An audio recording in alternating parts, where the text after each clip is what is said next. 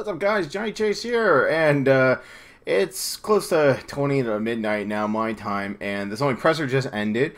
And if I could sum up this presser in a few words, it's fine, stop begging, we'll give you what you want. Like, this was basically telling the fans, we finally hear you, we'll finally do what you tell us to do, okay? Just shut up.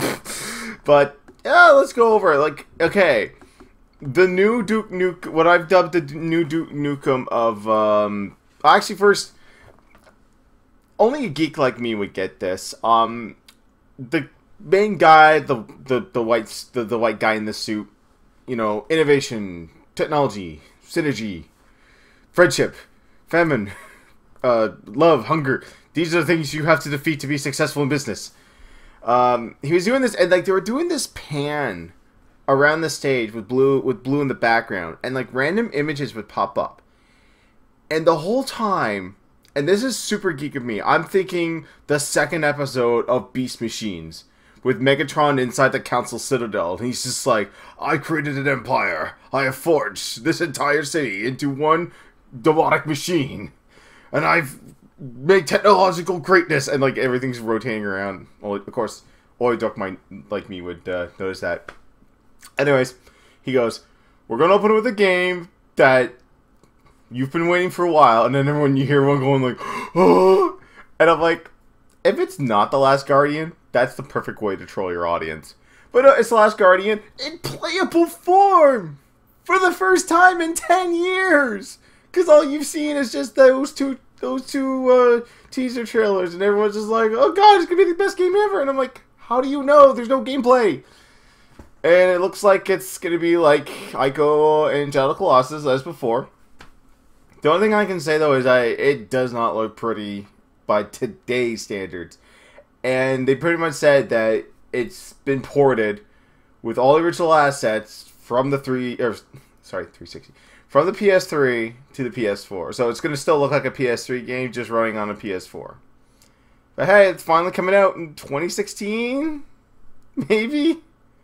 If December 31st, 2016 comes out and the game's still not out, they're just going to be like, whatever, we're done. But hey, it's finally coming out, right? We'll see. Now, here's the one. It's a new IP, and it's really got me intrigued. It's really got me excited. It's called Horizon Zero Dawn, where it's post-apocalyptic, I assume. They didn't mention a whole lot of an apocalypse. They just said the people before us had these buildings, these monuments. They would go to the sky, and then like power goes out, and then weeds start growing up everywhere, and it's like now we rule the world. So it's just like, I'm thinking this is like Battlefield Earth, where they don't realize that these cities and these jets and everything still exist. Or The Time Machine with Guy Pearce, where he hits his head and he like goes forward into the future so far that they blew up the moon, it killed off humanity, and they were reborn to savages. That's what I'm thinking. And the only person that's alive is Orlando Jones from Mad TV. But you play, from what I've seen, you play as a redhead native woman who's going off hunting, but the world is inhabited by dinosaur robots. Like, it was like they mentioned in the story, like, we don't know where these people came from. The people before us in the long, long ago. They say, oh, they made these, and we've been told to be afraid of them. And like she's shooting off VATs and like stabbing one person that's like an alert bot, and it's like, sorry, I don't mean to kill you. And then she goes into like a boss mode with like this giant T-Rex, like taking pieces out of it. It was a lot of like Tomb Raider-ish gameplay with like the bow and some of the parkour elements, but man, it's got me really intrigued. Like, I actually want to take a look at this. We don't have a PS4 yet, so, but it does look interesting. There's a quick teaser for Hitman. Just Hitman. Not console exclusive. A lot of these, unless they actually say only on PlayStation, they're not console exclusive. So a lot of these are multi-platform. where I find like Microsoft for their conference, they did focus a lot on first party and exclusives. Some of them are multi-console exclusive, but you know, we'll get to that later. What's not multi-console, I guess unless you count PC console. Quick new trailer for Street Fighter V. They just announced Birdie from Alpha and Cammy as playable. And then they also announced that it's going to be, there's an open beta in July. PS4 exclusive, so no PC. It kind of sucks. I kind of wish I could get on the PC, but whatever. An on-stage demo of No Man's Sky, which I'm still confused as to what the ultimate goal of the game is. I mean, you can fly around, you can shoot guys, you can pick sides in the war, then you can warp to unknown places. He said that, like, the center of the galaxy is where everyone's trying to get to. Maybe that's the end goal. Maybe there's a holographic image of a guy with a beard pretending to be God, and I'll just be like, excuse me, what does God mean with a starship? And then everyone will be lightly confused. Star Trek 5 is the worst one ever. Mina Malko shows up with Dreams. I think this was a tech demo from when they first announced the PS4 a few years back, because it involves like the manipulation of clay or clay-like elements to create things. And I remember them doing something with that with the PlayStation Move, which, by the way, props to both companies for not pushing their motion controls down your throat. Except for this Dream, because the Dream is going to be using the light sensor on the PlayStation 4 controller. But man, like, no mention of Kinect whatsoever from Microsoft. No mention of the camera and PlayStation Move from PlayStation. Good on you. The main focus now is the headsets, but thank God we're going away from motion controls. They showed something off called Firewatch, which is like a cartoony. It kind of looks like Team Fortress 2. I think it's good. It's like one of the, it's not a first-person narrative. It's just someone surviving, and like there's like some type of mysterious force that's like fucking around with them. Maybe it's a horror game, maybe not. It was a pretty brief trailer, so I'm gonna need more to go on. The section I almost passed out, legitimately. There's 2 points in this cast that I almost passed out at. This was the first one. Destiny. Just the announcement of a new expansion. You know my feelings on Destiny. I could care less about it. It's not something I will ever play. And it's the game that kind of infuriates me the most, because I'll see people that will go on like raids and dungeon raids and all that, and they'll bitch and cry and moan about how they didn't get this legendary weapon, or the drop rate is too low. And it's like, why the fuck do I play this game? I don't get anything. And then they're back to playing it right after. Like, I've never seen or heard so much hatred. So much like, you know, like, oh God, why did I play this game? Like, so many people bash the game and then they go back to playing it. They're doing something to your minds, Bungie and Activision. They're just like, our game is bullshit, but you have to play it. It's like a social symbol. If you're not playing it with your friends, then you're a nobody. Clever marketing. I can see through you. Assassin's Creed Syndicate. They're gonna get exclusive DLC. I've had console fatigue, or sorry, not console fatigue. Franchise fatigue with Assassin's Creed since Revelations. Haven't played 3, haven't played 4, haven't played Unity and Rogue and on all the other ones. I stopped caring. I stopped caring about this franchise. Square's announced World of Final Fantasy, which is not an MMO. It just looks like a really cutesy, chibi Final Fantasy game. You grow to like adult proportions. I think there's like a chibi Cloud in there, a chibi Warrior of Light.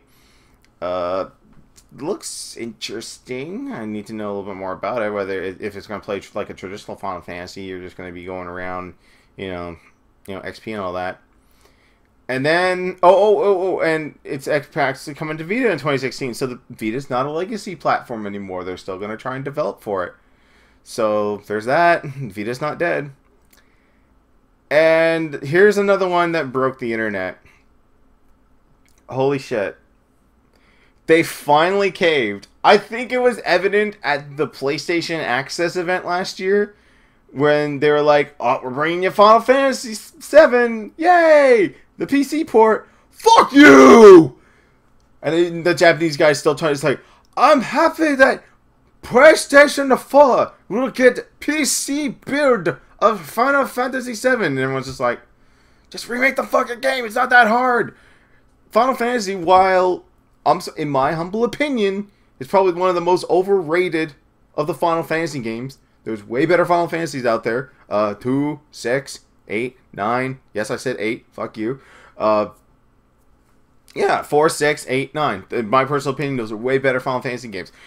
It's like, Final Fantasy VII is the most simplistic to remake. And guess what? They're doing it! They finally came. Final Fantasy VII Remake. You know, go play that game. They're gonna update it because, like, I'm sorry, like, there's such a graphical jump from the beautiful sprites of 6 to the horrible pixelated and Atari sound effects of 7, and then to, like, the more realistic look of 8, and then onward. Like, 7 sticks out like a sore thumb. I mean, you've got Cloud with his, like, little pipe cleaner arms, looking like Popeye, and walking around like he's got no neck like I was doing. Like, if there was ever a Final Fantasy game that needed a remake, it's 7. I'll just say that. You know, kidding aside, and I think it's overrated, yeah, it definitely needs to be remade. Because the original looks like shit compared to all the other Final Fantasies. And what's funny is that 7 is the one that gets the most praise and most love and the most fanboyism. But 4 is the one that has gotten the most reboots and ports ever. It's been on it's a Super Famicom, Super Nintendo, PS1, PSP, Wii for the after years. It's been ported to PC, DS, GBA. Need I go on? One of the most it's the most overported Final Fantasies ever. And you know why? Because it's the best. Anyways, not Final Fantasy VII bashing. I swear. I just want to know too, since 7's getting remake, how uncomfortable are you gonna be during the hot tub scenes? Because, like, as far as everyone praises Final Fantasy, and it's the beginning of the whole Linkin Park crawling in my skin emo bullshit because of Aerith's death, and, you know, why not hit her with a Phoenix down, she'll be fine. There's a lot of goofy shit in that game, like cross-dressing up Cloud, and Melanie Sticker in the background, because I don't think she ever knew that about Final Fantasy VII. I don't think she ever played that far. So, I don't remember the name of this studio, but they showed off, like, 4 quick indie games. Ronin, Eater, Mother Russia Bleeds, and Crossing Souls. It was really quick and really fast. Here's the kicker. I think this is a first. A game gets announced and launched on Kickstarter during E3. They want to make Shenmue 3. But they need your money. Like, E3 is the platform to say, we are making this game. Not, hey, I want to make this game, give me money. This is a first. And it broke Kickstarter. Like, I've never seen a Kickstarter get broken by an announcement. From an hour since it launched. It's almost... pardon the meme, over 9,000 backers at $750,000. It's almost halfway there. They want 2 million. They're almost at 1 million with this being this Kickstarter announcing. So, going to be ported PS4, PC. Unfortunately, no stretch goals to bring it to any other consoles. Even though Shenmue 2 was on the Xbox, just going to leave it at that. We get an Arkham Knight gameplay. I think it's the first 10 minutes. I'm fairly confident. Otherwise, it's the PS4 exclusive Scarecrow stuff. It starts with this eerie music. It's like, you'll forget. I don't think it's because you won't forget me when I'm gone or something like that. And it shows the cremation of the Joker. And at first, I thought he was gonna like wake up and then jump out. And I was just like, okay. First off, I'm happy Mark Hamill will be back to be the Joker. But number two, kind of sad because like he did say this is the last time I'm ever doing the Joker because I'm gonna go do Luke Skywalker for 3 more years. So apparently, it is the beginning. You play in first person as a cop. Months after the Joker has been like cremated to make sure he's like absolutely dead. and you run into the scarecrow at a coffee shop, and you take in the fear toxin, and a bunch of zombies start walking around, and then you start shooting wildly, which that's probably why the game is rated M for mature, because he's gonna wake up and realize, oh shit, I just shot a bunch of innocents. And then that's where Batman will come in to stop him and the Arkham Knight and what other crazy stuff is going on in that game. I've been really good about trying to avoid as much of Arkham Knight as possible because I want to go into it dry and worry about that. Okay, I lied. There was 3 points I almost passed out in this. Andrew House came on and started talking about, it's like Morpheus and spoof... Spotify. I typed in spoofy because I was going to make the jokes. It's like, can I get your music on spoofy? Do you mean Spotify? Yeah, spoofy! They mentioned something called PlayStation Vue, and I was half asleep for it. Apparently they want to launch their own television service, and in a crazy, never been done before thing, and I hope other cable providers follow, but probably won't because they have a monopoly. They're like, hey, you can get PlayStation Vue, but if you only want HBO, that's fine, just pay for HBO.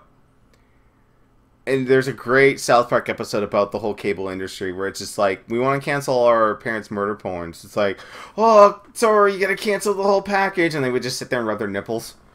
Great episode, go watch it. They like, I always say Matt Stone and Trey Parker always come up with the best episodes for like you know, how society works when, you know, one thing takes over your life. Like when the internet went down, everyone flipped out. It was like, we need the internet to live.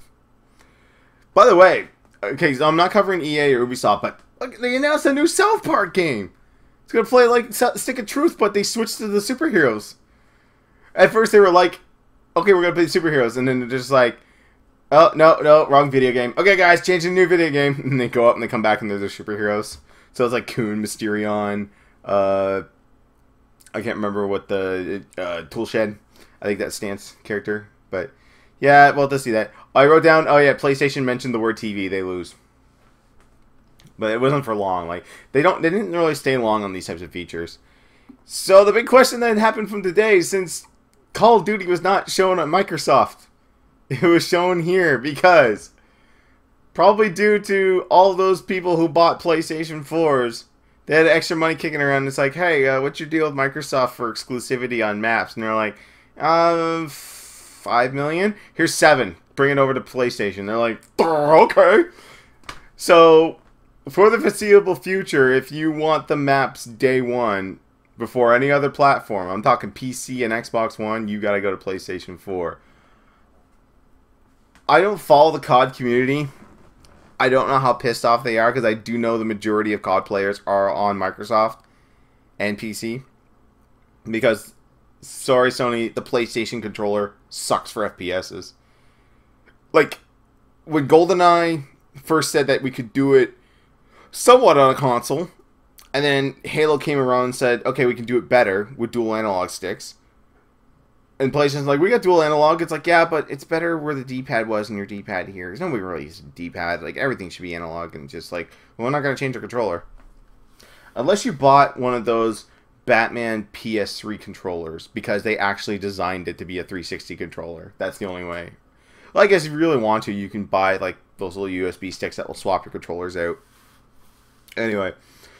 Yeah, so console exclusivity for maps to PlayStation. Hey, you got the extra money, why not?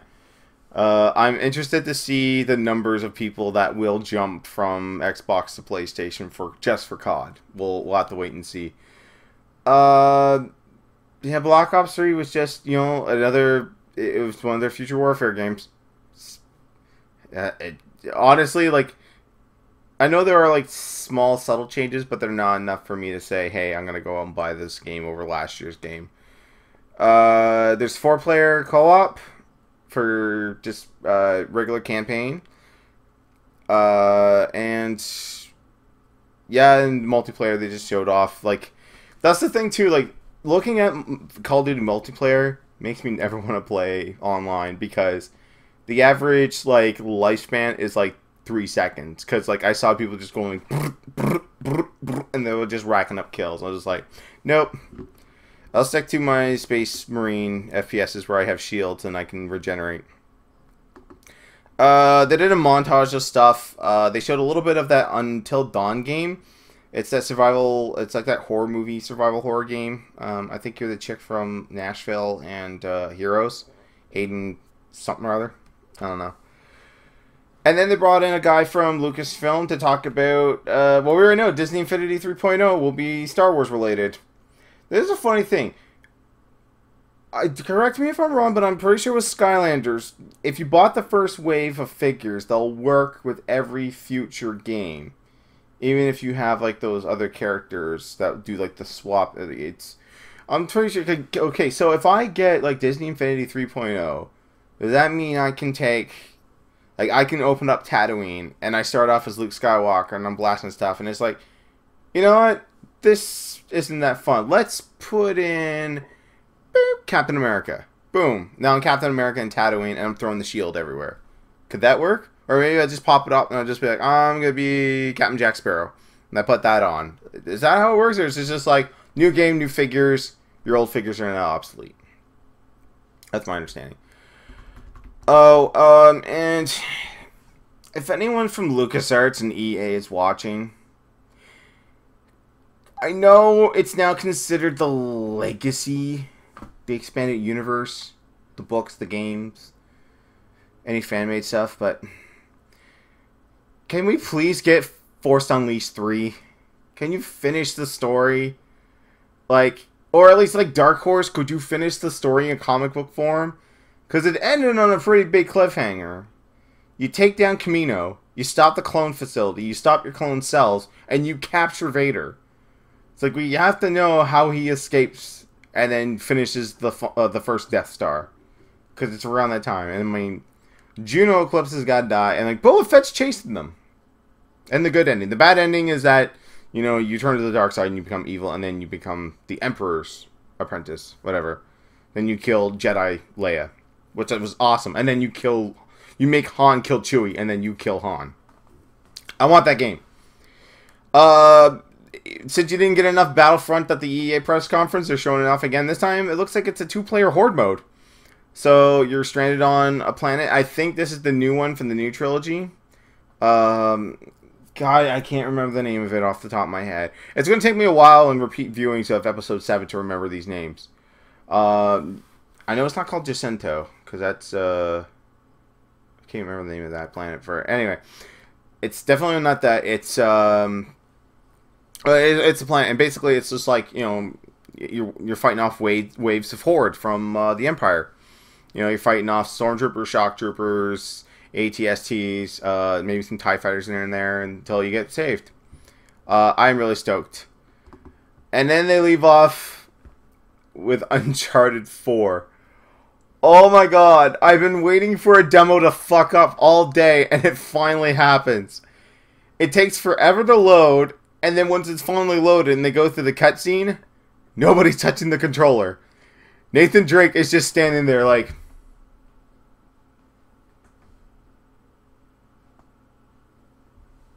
Actually, this is a better representation. He goes,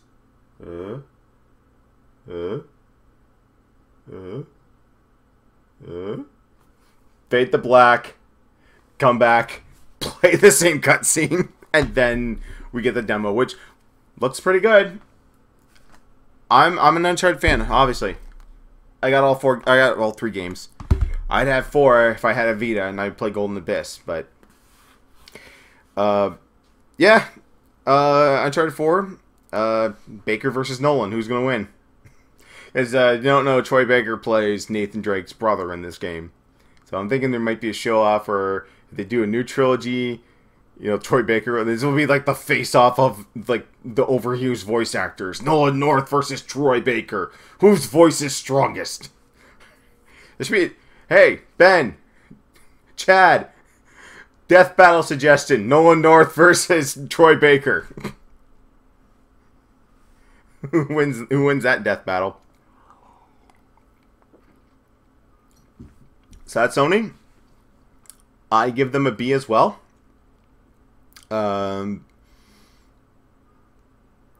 Is there a game on here that makes me want to buy a PS4?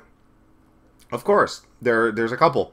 The Uncharted 4, obviously.